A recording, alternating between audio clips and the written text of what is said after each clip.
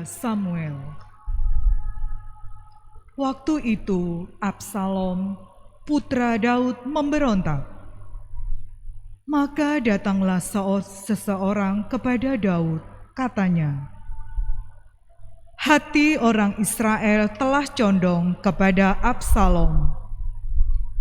Kemudian berbicaralah Daud kepada semua pegawainya yang ada bersama-sama dengan dia di Yerusalem.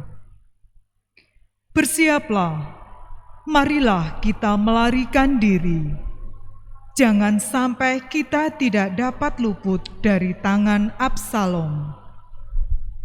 Pergilah dengan segera, supaya ia tidak dapat lekas menyusul kita dan mendatangkan celaka atas kita, serta memukul kota ini dengan mata pedang." Maka Daud mendaki Bukit Zaitun sambil menangis.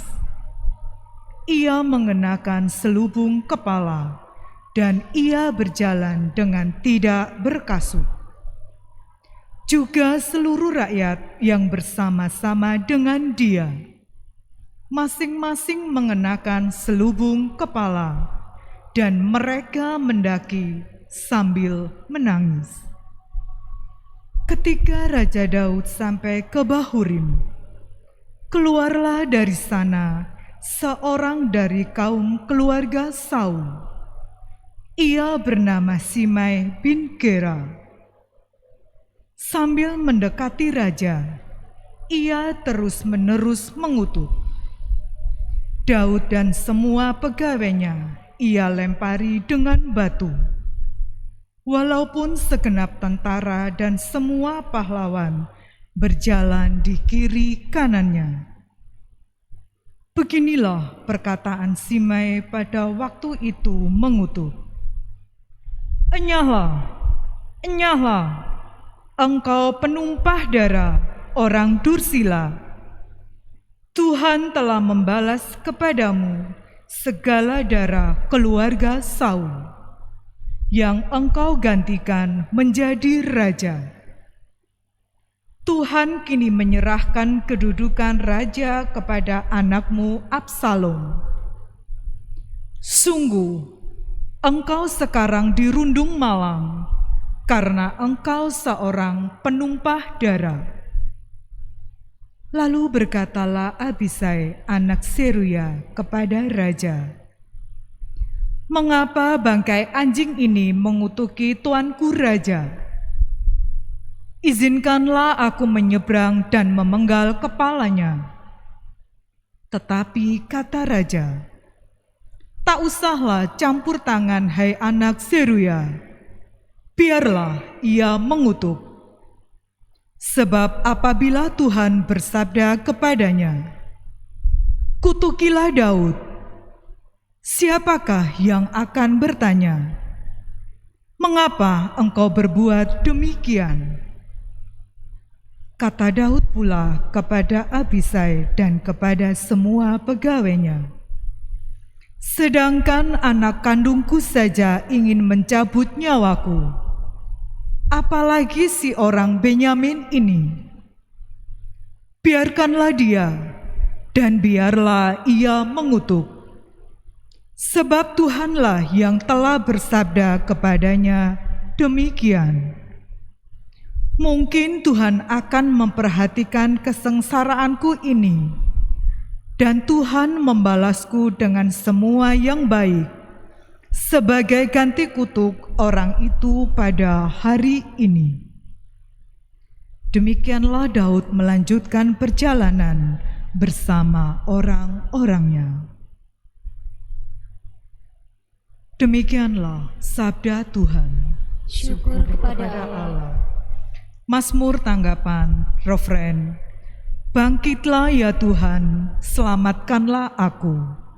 Bangkitlah ya Tuhan, selamatkanlah aku. Ya Tuhan, betapa banyak lawanku, betapa banyak orang yang bangkit menyerang aku. Banyak orang berkata tentang aku, baginya tidak ada pertolongan dari Allah. Refren. Bangkitlah ya Tuhan, selamatkanlah aku. Tetapi Tuhan, Engkaulah perisai yang melindungi aku. Engkaulah kemuliaanku. Engkaulah yang mengangkat kepalaku. Dengan nyaring aku berseru kepada Tuhan, dan Ia menjawab aku dari gunungnya yang kudus. Refren, bangkitlah ya Tuhan, selamatkanlah aku. Maka aku dapat membaringkan diri dan tertidur, dan kemudian bangun lagi, sebab Tuhan menopang aku. Aku tidak takut kepada puluhan ribu orang yang mengepung aku dari segala penjuru. Bangkitlah ya Tuhan, tolonglah aku ya Allahku. Refren, bangkitlah ya Tuhan, selamatkanlah aku.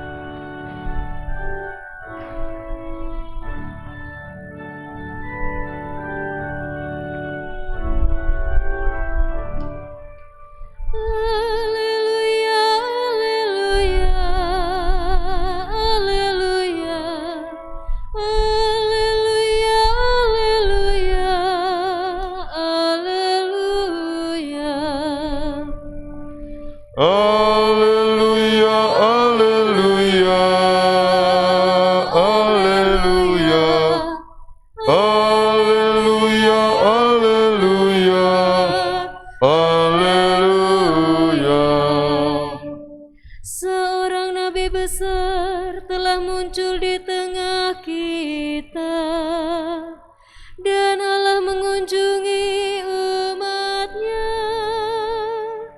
Alleluia, alleluia, alleluia, alleluia, alleluia, alleluia. Tuhan bersamamu. Dan bersama rohmu. Inilah Injil suci menurut Santo Markus. Dimuliakanlah Tuhan. Sekali peristiwa sampailah Yesus dan murid-muridnya di seberang danau Galilea, di daerah orang Gerasa. Baru saja Yesus turun dari perahu, datanglah kepadanya seorang yang kerasukan roh jahat dari pekuburan. Orang itu diam di sana dan tidak ada lagi yang sanggup mengikatnya dengan rantai sekalipun. Sudah sering ia dibelenggu dan dirantai, tetapi rantai itu diputuskannya dan belenggu itu dimusnahkannya, sehingga tidak ada seorang pun yang cukup kuat untuk menjinakkannya.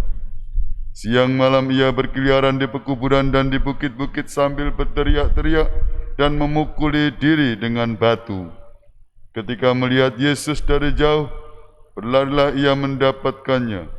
Ia lalu menyembahnya dan dengan keras ia berteriak, "Apa urusanmu dengan aku, hai Yesus anak Allah yang maha tinggi?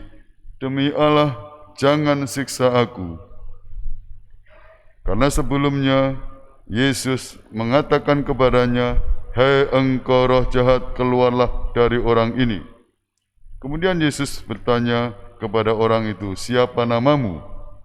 Jawabnya, "Namaku Legion, karena kami banyak." Ia sangat memohon dengan sangat supaya Yesus jangan mengusir roh-roh itu keluar dari daerah itu. Adalah di sana di lereng bukit, sekawanan babi sedang mencari makan. Lalu roh-roh itu meminta kepada Yesus, katanya, "Suruhlah kami pindah ke dalam babi-babi itu, dan biarkanlah kami memasukinya." Yesus mengabulkan permintaan mereka. Lalu keluarlah roh-roh jahat itu dan memasuki babi-babi itu.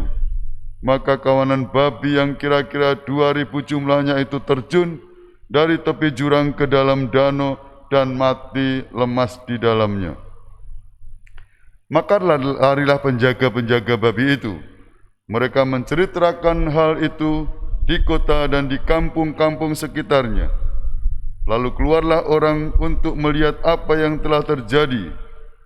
Mereka datang kepada Yesus dan melihat orang yang kerasukan itu duduk. Orang yang tadinya kerasukan legion itu kini berpakaian dan sudah waras. Maka takutlah mereka. Orang-orang yang telah melihat sendiri hal itu menceritakan apa yang telah terjadi atas orang yang kerasukan setan itu dan tentang babi-babi itu. Lalu mereka mendesak Yesus supaya ia meninggalkan daerah mereka.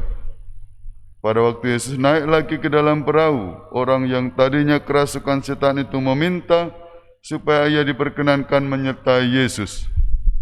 Tetapi Yesus tidak memperkenankannya. Yesus berkata kepada orang itu, "Pulanglah ke rumahmu, kepada orang-orang sekampungmu, dan beritahukanlah kepada mereka segala yang telah diperbuat Tuhan atasmu, dan ceritakanlah bagaimana ia telah mengasihani engkau." Orang itu pun pergi dan mulai memberitakan di daerah Dekapolis segala yang telah diperbuat Yesus atas dirinya, dan mereka semua menjadi heran. Demikianlah sabda Tuhan. Terpujilah Kristus.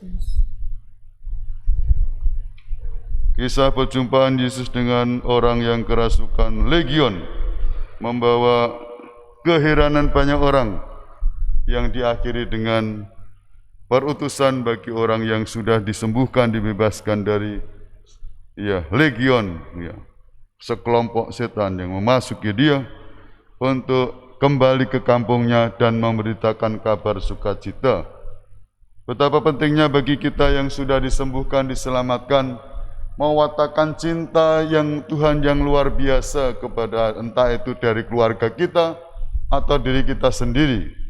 Yesus memperhatikan kita, lebih-lebih yang mengalami kesulitan dalam tanda petik mungkin dikuasai oleh orang roh yang mungkin membelenggu kita. Hari ini kita memperingati Santo Yohanes Bosco. Di masa mudanya menjadi imam, dia memperhatikan kaum muda, memperhatikan orang-orang yang menurut pendampingan untuk bagaimana menemukan cinta Tuhan, baik kepada orang muda itu sendiri maupun lewat orang tua.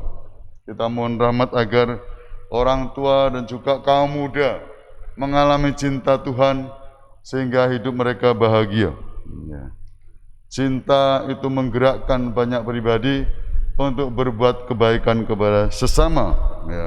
Betapa indahnya apabila kita mengembangkan cinta itu. Hari Minggu ada Madah Cinta Kasih dari Korintus Saya kira cinta itu menggerakkan kita semua. Cinta kasih Allah, cinta kasih itu murah hati. Bagaimana orang tua dan anak-anak muda? Cinta kasih sabar dan tawakal. Cinta kasih tak megahkan diri, tak mencari keuntungan diri. Anda mendengarkan ini rasanya digerakkan. Kembali ke rumah, mendampingi anak muda, dan kita semua mengalami cinta Tuhan, sehingga kita disemangati. Berkatalah menyertai kita semua. Amin. Mari kita